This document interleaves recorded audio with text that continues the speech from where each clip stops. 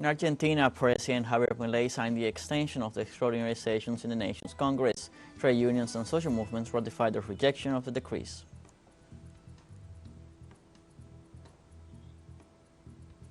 In Palestine, UN Women warns about the dire situation of Palestinian women in Gaza, where 2 mothers are killed by the Israeli regime every hour. And in the United States, the cold wave that is sweeping across the nation has already left 59 people dead and 85,000 homes without power. Hello, welcome to From the South. I'm Luis Alberto Matos from the TeleSUR studios in Havana, Cuba. We begin with the news. Argentine President Javier Milei signed the extension of the extraordinary sessions in the nation's Congress.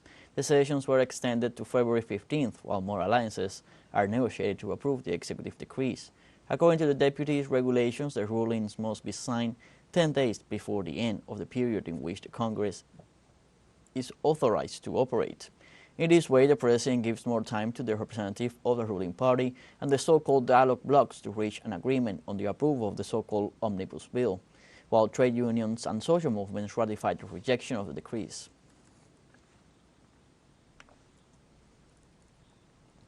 Central Workers Union of Argentina denounces that citizens have lost 20% of the purchasing power due to inflation. According to the report of the union, the inflation of over 25% was generated in the month of December 2023, a situation that led to the fall of salaries. Likewise, the increase of inflation also devaluated the purchasing level, since the increase of prices of the basic food basket and goods and services is maintained. Despite this situation, the government authorities have not yet summoned the Minimum Salary Council to define its update. In Peru, the judiciary accepted on Thursday the appeal filed by former President Pedro Castillo to review the 36-month preventive detention measure against him. The measure was ordered by the Supreme Court of Preparatory Investigation, which considers that the appeal has the necessary requirements. In view of this, the Preparatory Investigation Court decided to grant the appeal and submit the request to the Permanent Criminal Chamber of this high institution. Castillo is being held in preventive custody for 36 months since he is being investigated for the alleged crime of criminal organization, collusion, and influence peddling, among others. Ecuador security forces intervened on Friday in the Guayas prison known as the Litoral, located in the city of Guayaquil. The commander of Zone 8 of the police, Victor Herrera, named among the prisons, inspected the Social Rehabilitation Center of Guayas and the Inca prison in north of Quito.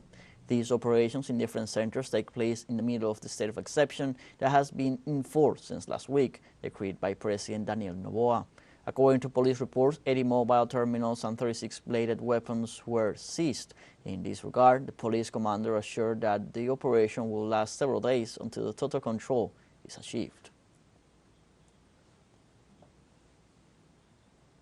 Port-au-Prince, capital city of Haiti, is once again under the control of criminal gangs that for the past 4 days have been surrounding a residential neighborhood and in the last few hours have kidnapped 8 people, including 6 nuns.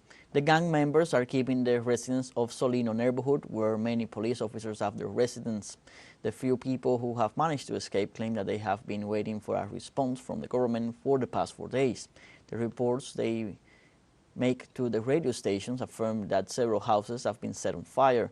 In addition, the Episcopal Conference confirmed the kidnapping of 6 nuns of St. Anna's Sisters congregation and 2 other people accompanying them when the bus in which they were traveling was hijacked.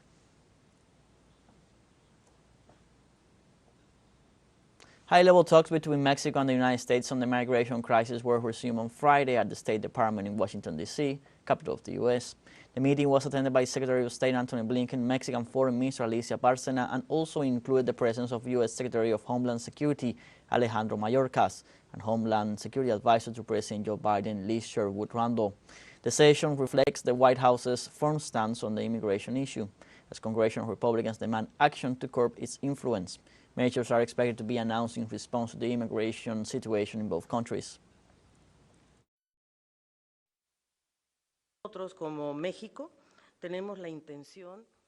We, as Mexico, have the intention to help, to support in this great task, great battle that we are all living, which is the high human mobility. It is not only a problem of our region. The whole world is going through a crisis of this difference. But that is why we want to take that road, the road of Robert Frost, the road less transited, but that is going to make the difference. It is going to make a difference for our people, especially on both sides of the border where we are. Look at what happened last year. We received 33 million Americans in Mexico as tourists. So, that speaks of the huge relation we have and the million of Mexicans who live in the United States and make a contribution. Let's take a short break, but remember you can join us on TikTok at TeleSUR English, where you will find news in different formats, news updates, and much more. Other stories coming up. Stay with us.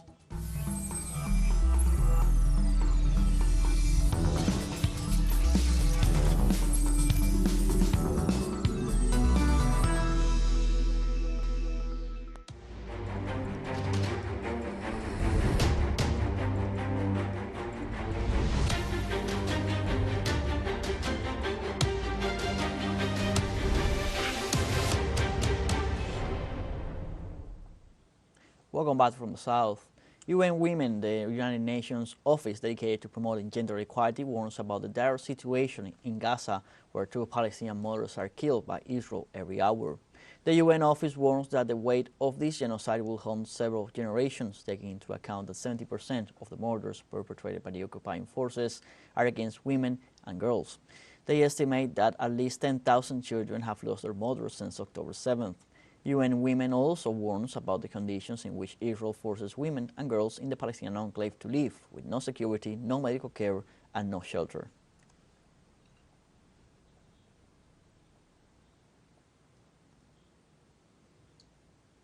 UNICEF declared Gaza the most dangerous place in the world for children due to the increasing Israeli siege against the Palestinian enclave. Deputy Executive Director for the United Nations Children's Fund, UNICEF, Ted Chapman, said that no one seems to listen to the living conditions of the Palestinian children. On the other hand, the Euro-Mediterranean Observatory for Human Rights pointed out that since the Israeli genocide case was brought before the International Court of Justice, the occupation forces have killed more than 1,000 people in Gaza. Furthermore, the organization denounced that, contrary to what the Israeli lawyers have said, the facts show that Israel has never stopped its crime against the population.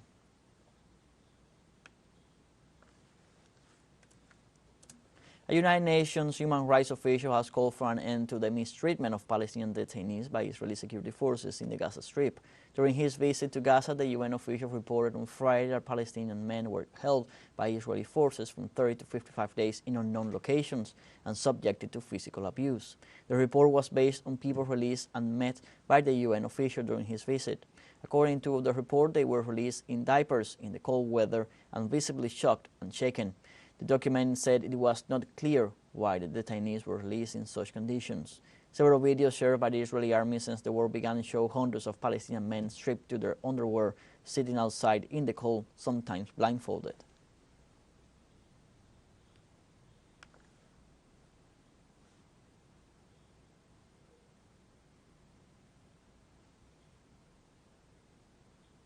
UN Special Rapporteur on Palestine Francesca Albanese said that Israel has breached international law with its relentless bombardment of Gaza, shelling entire neighborhoods and killing thousands of innocent civilians. In a press conference held in Madrid, Albanese asserted that Israel has done a number of things that are highly illegal, emphasizing the need to respect international humanitarian law in order to protect civilians, prisoners of war, and the sick and wounded. Albanese highlighted that major hospitals have been closed, bombed, or seized by the occupation army. People are now dying not only due to the bombs, but also because of the lack of the adequate health infrastructure to treat their injuries. Albanese reiterated that nothing justified what Israel was doing.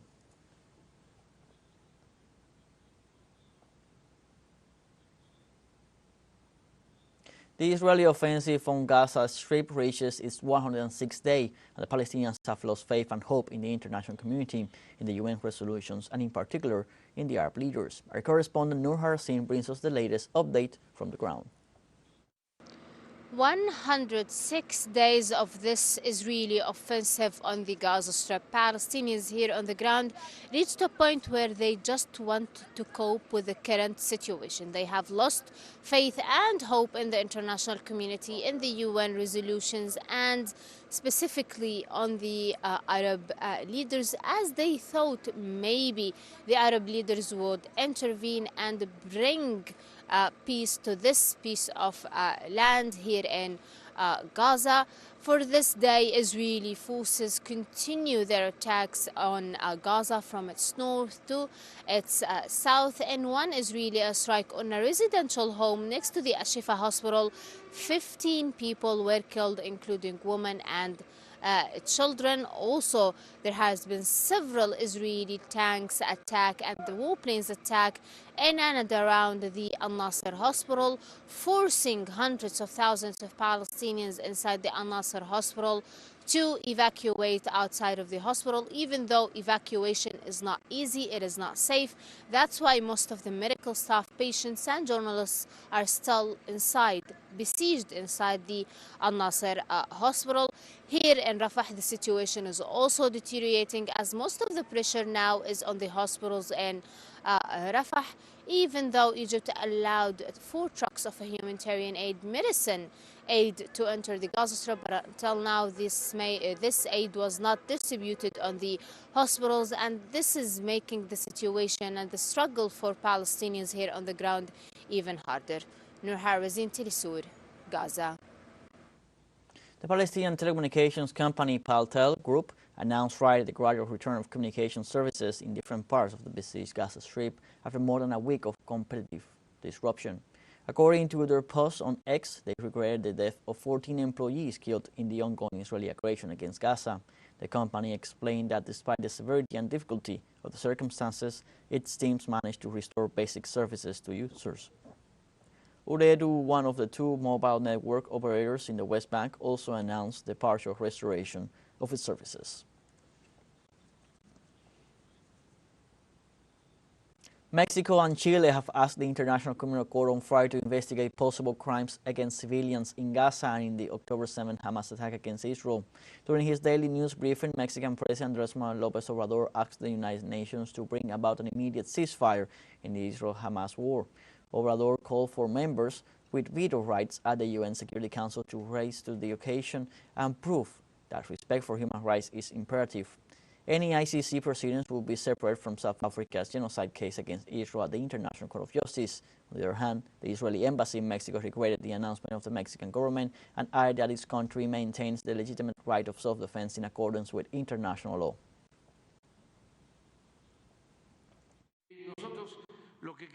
We are going to be for peace.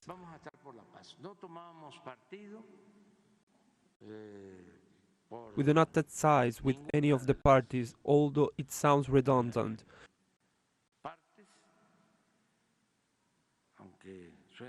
Neither for Israel nor for the Palestinians.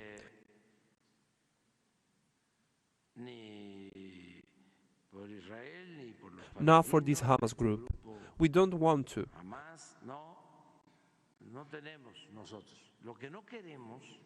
What we don't want is for innocent people to lose their life. And hopefully the United Nations will act. And that is why the UN Security Council should meet with only one purpose: one item on the agenda.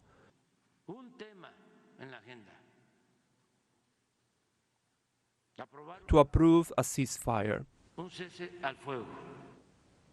The Iranian Islamic Revolutionary Guard Corps announced the death of 4 of its military advisors in Syria following an Israeli attack on Damascus. The institution described as criminal the Israeli airstrikes against the Syrian capital, which also caused the destruction of a 3-story building, damage to neighboring buildings, and the death of several civilians. The Iranian Ministry of Defense confirmed that during the Israeli attack, the head of the intelligence of the Revolutionary Guard in Syria, his deputy, and 2 other members of the military body were killed. The military office confirmed that the aggression was registered after 10 a.m. this Saturday morning local time from the Syrian Golan occupied by Israel, and that in response the anti-aircraft defense was activated, which managed to shoot down several missiles. We now have a second short break coming up, but before we invite you to join our WhatsApp community for our English-speaking audience, you can scan the QR code on screen to join directly and share the link to reach more people. Constant news coverage of Latin American and Caribbean as well as the rest of the world. Stay connected and informed with TeleSUR. For a short break, don't go away.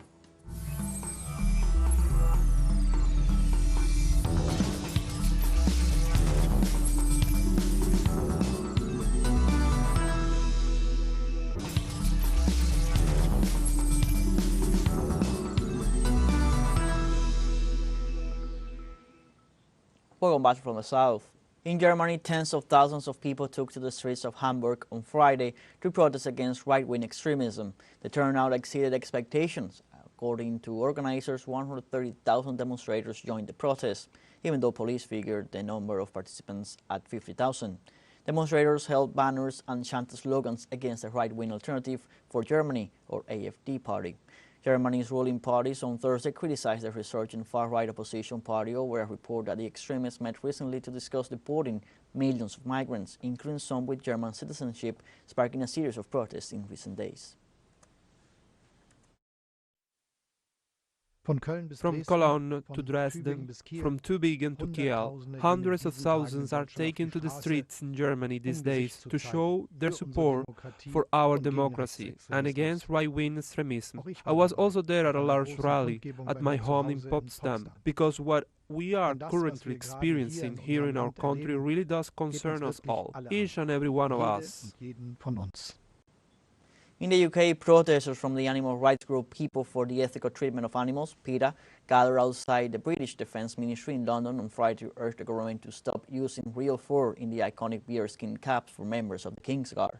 The protesters were dressed in bear masks and covered themselves in fake blood and arrow wounds as they laid on a Union flag on the sidewalk. Early this month, the rights group released an undercover investigation video that showed hunters shooting black bears with crossbows in Canada. Senior campaign manager for PETA UK, Kate Werner, said the tradition can still continue, but the caps can be made from fabric. Meanwhile, the British Defence Ministry said all the fur used in the hats come from legal and licensed hunts. The Ministry of Defence continues to purchase bearskin caps for the King's Guards, which are made from the fur of slaughtered bears. A recent expose by PETA revealed that bears are shot with guns or with high-powered crossbows, which is an extremely excruciating, cruel way to be killed. They're baited with sticky sweet food, lured to a baiting site and then shot and killed. Yeah, I mean, it's completely out of step with the King's apparent, beliefs and environmental concerns, but also it's out of step with the vast majority of the UK public. We know that 96% of people reject fur, and so all we want to do is to modernise these caps. The aesthetic will remain the same, the tradition can still continue, but they'll be made from a fabric that reflects 21st century values and that of the King.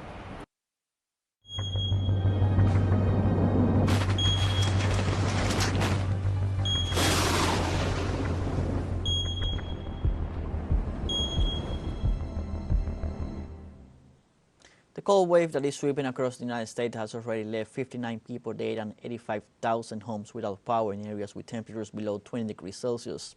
Over 100 million people are struggling with this Arctic wave that has been sweeping the country for the past 7 days. Among the cities hardest hit by the freeze are Arkansas, Illinois, Kansas, Oregon, Tennessee, and Chicago. The highest number of deaths was reported in Tennessee, south of the country, with 19 deaths. Classes have been suspended in several states and temperatures will continue to drop.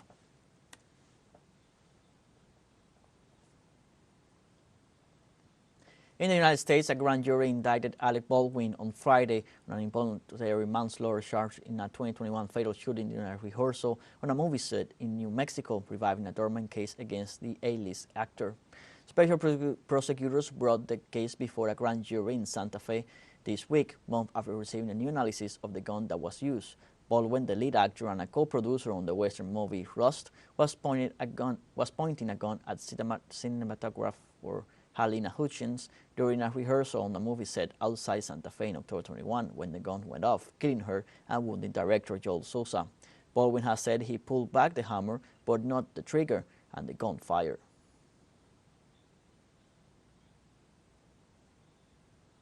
World tourism will return this year to its pre-COVID-19 pandemic levels. This was reported on Friday by the World Tourism Organization, a United Nations agency specializing in that sector. According to the organization, some 1.3 billion tourists traveled abroad last year, compared to 900 million in 2022 and 450 million in 2021. Last year's figure is 88% of the level in 2019, before the pandemic, a year in which a record number of 1.46 billion tourists traveled the world. The organization said the figures highlight the resilience and rapid recovery of tourism, and it noted that the recovery is already having a strong impact on economies, jobs, and opportunities for communities around the world. According to the UN agency, tourist arrivals should exceed the 2019 level by 2% this year, setting a new record.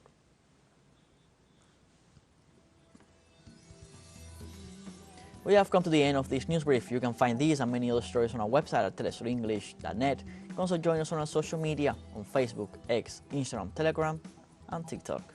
For TeleSUR English, I'm Luis Alberto Matos. Thank you for watching.